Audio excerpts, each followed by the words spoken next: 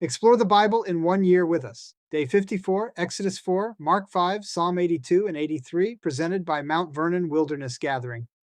Exodus 4, Legacy Standard Bible. Then Moses answered and said, "What if they will not believe me and will not listen to my voice? For they may say, 'Yahweh has not appeared to you.' And Yahweh said to him, 'What is this in your hand?' And he said, 'A staff.' Then he said, 'Throw it on the ground.' So he threw it on the ground, and it became a serpent, and Moses fled from it. And Yahweh said to Moses, 'Stretch out your hand and grasp it by its tail.' So he stretched out his hand and took hold of it, and it became a staff in his hand. That they may believe that Yahweh, the God of their fathers, the God of Abraham, the God of Isaac, and the God of Jacob, has appeared to you." And Yahweh furthermore said to him, "Now put your hand into your bosom." So he put his hand into his bosom. Then he took it out, and behold, his hand was leprous like snow. Then he said, "Return your hand into your bosom." So he returned his hand into his bosom, and when he took it out of his bosom, behold, it returned to being like the rest of his flesh. And so it will be, if they will not believe you or listen to the witness of the first sign, they may believe the witness of this last sign. But if it will be that they will not believe even these two signs, and that they will not listen to your voice, then you shall take some water from the Nile and pour it on the dry land, and the water which you take from the Nile will become blood on the dry land. Then Moses said to Yahweh, "Please, Lord, I have never been a man of words, neither recently nor in time past, nor since you have spoken to your slave, for I am one with a hard mouth and a hard tongue." And Yahweh said to him, "Who has made man's mouth, or who makes him mute or deaf or seeing or blind? Is it not I, Yahweh? So now go, and I, even I, will be with your mouth and will instruct you what you shall speak." But he said, "Please, Lord, send now the message by whomever you will." Then the anger of Yahweh burned against Moses, and he said, "Is there not your brother Aaron the Levite? I know that he can certainly speak, and moreover, behold, he is coming out to meet you. And he will see you and be glad in his heart, and you are to speak to him and put the words in his mouth, and I, even I, will be with your mouth and with his mouth, and I will instruct you in what you shall do. Moreover, he shall speak for you to the people, and he will become as a mouth for you, and you will become as God to him, and you shall take in your hand this staff with which you shall do the signs." Then Moses went and returned to Jethro his father-in-law and said to him, "Please let me go, that I may return to my brothers who are in Egypt, and see if they are still alive." And Jethro said to Moses, "Go in peace." And Yahweh said to Moses in Midian, "Go, return to Egypt, for all the men who were seeking your life are dead." So Moses took his wife and his sons and mounted them on a donkey and returned to the land of Egypt. Moses also took the staff of God in his hand. And Yahweh said to Moses, "When you go to return to Egypt, see to it that all the miraculous wonders which I have put in your hand, that you do them before Pharaoh. But as for me, I will harden his heart with strength, so that he will not let the people go. Then you shall say to Pharaoh, 'Thus says Yahweh, Israel is my son, my firstborn.' So I said to you, 'Let my son go that he may serve me,' but you have refused to let him go. Behold, I will kill your son, your firstborn." Now it happened at the lodging place on the way that Yahweh encountered him and sought to put him to death. Then Zipporah took a flint and cut off her son's foreskin and touched his feet with it, and she said, "You are indeed a bridegroom of blood to me." So he let him alone. At that time she said, "You are a bridegroom of blood with reference to the circumcision." Then Yahweh said to Aaron, "Go to meet Moses in the wilderness." So he went and encountered him at the mountain of God and kissed him. And Moses told Aaron all the words of Yahweh with which he had sent him, and all the signs that he had commanded him to do. Then Moses and Aaron went and gathered all the elders of the sons of Israel, and Aaron spoke all the words which Yahweh had spoken to Moses. He then did the signs in the sight of the people. So the people believed, and they heard that Yahweh cared about the sons of Israel, and that he had seen their affliction. They bowed low and worshipped. Mark 5, Legacy Standard Bible. Then they came to the other side of the sea, into the region of the Gerasenes.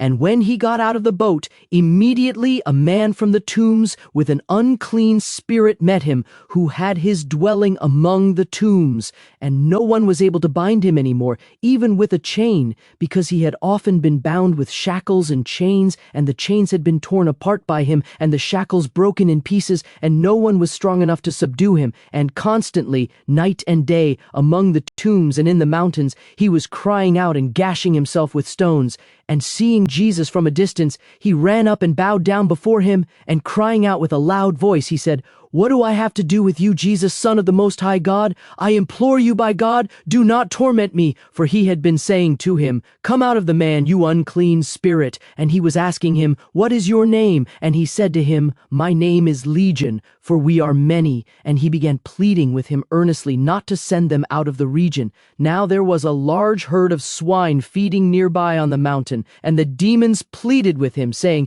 "Send us into the swine so that we may enter them." And Jesus gave them permission, and coming out, the unclean spirits entered the swine, and the herd rushed down the steep bank into the sea, about 2,000 of them, and they were drowned in the sea. And their herdsmen ran away and reported it in the city and in the countryside. And the people came to see what it was that had happened. And they came to Jesus and observed the demon-possessed man sitting down, clothed and in his right mind, the very man who had the legion, and they became frightened. And those who had seen it recounted to them how this had happened to the demon-possessed man, and all about the swine. And they began to plead with him to leave their region. And as he was getting into the boat, the man who had been demon-possessed was pleading with him that he might accompany him, and he did not let him, but he said to him, "Go home to your people and report to them what great things the Lord has done for you, and how he had mercy on you." And he went away and began to preach in the Decapolis what great things Jesus had done for him, and everyone was marveling. And when Jesus had crossed over again in the boat to the other side, a large crowd gathered around him, and so he stayed by the seashore. And one of the synagogue officials named Jairus came up, and on seeing him, fell at his feet and pleaded with him earnestly, saying, "My little daughter is at the point of death. Please come, that by coming you may lay your hands on her, so that she will be saved and live." And he went off with him, and a large crowd was following him and pressing in on him. And a woman who had a hemorrhage for 12 years and had endured much at the hands of many physicians and had spent all that she had and was not helped at all, but rather had grown worse, after hearing about Jesus, she came up in the crowd behind him and touched his garment. For she was saying, "If I just touch his garments, I will be saved from this." And immediately the flow of her blood was dried up, and she knew within her body that she had been healed of her affliction. And immediately Jesus, perceiving in himself that the power proceeding from him had gone forth, turned around in the crowd and was saying, "Who touched my garments?" And his disciples were saying to him, "You see the crowd pressing in on you, and you say, 'Who touched me?'" And he was looking around to see the woman who had done this. But the woman, fearing and trembling, aware of what had happened to her, came and fell down before him and told him the whole truth. And he said to her, "Daughter, your faith has saved you. Go in peace and be healed of your affliction." While he was still speaking, they came from the house of the synagogue official, saying, "Your daughter has died. Why trouble the teacher anymore?" But Jesus, overhearing what had been spoken, said to the synagogue official, "Do not be afraid, only believe." And he allowed no one to accompany him, except Peter and James and John, the brother of James. And they came to the house of the synagogue official, and he saw a commotion, and people loudly crying and wailing. And entering in, he said to them, "Why are you making a commotion and crying? The child has not died, but is asleep." And they began laughing at him. But putting them all out, he took along the child's father and mother and his own companions, and entered the room where the child was. And taking the child by the hand, he said to her, "Talitha cum," which translated means, "Little girl, I say to you, arise." And immediately the little girl stood up and began to walk, for she was 12 years old. And immediately they were completely astounded. And he gave them strict orders that no one should know about this. And he said that some food should be given to her to eat. Psalm 82, Legacy Standard Bible. God takes his stand in the congregation of God. He judges in the midst of gods. How long will you judge unrighteously and show partiality to the wicked?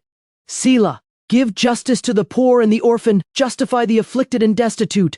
Protect the poor and needy, deliver them out of the hand of the wicked. They do not know and do not understand. They walk about in darkness. All the foundations of the earth are shaken. I said, you are gods, and all of you are sons of the Most High. Nevertheless, you will die like men, and you will fall like any one of the princes.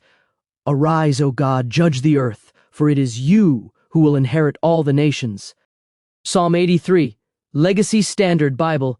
O God, do not remain at rest, do not be silent, and O God, do not be quiet. For behold, your enemies roar, and those who hate you have lifted up their heads. They make shrewd plans against your people, and conspire together against your treasured ones. They have said, come, and let us wipe them out as a nation, that the name of Israel be remembered no more. For they have conspired together with one heart. Against you they cut a covenant, the tents of Edom and the Ishmaelites, Moab and the Hagrites, Gebal and Ammon and Amalek, Philistia with the inhabitants of Tyre. Assyria also has joined with them. They have become the power of the children of Lot.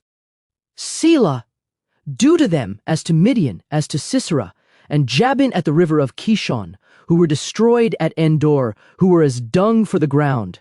Make their nobles like Oreb and Zeb, and all their princes like Zebah and Zalmunna, who said, let us possess for ourselves the pastures of God. O my God, make them like the whirling dust, like chaff before the wind, like fire that burns the forest, and like a flame that burns up the mountains. So pursue them with your tempest, and dismay them with your storm.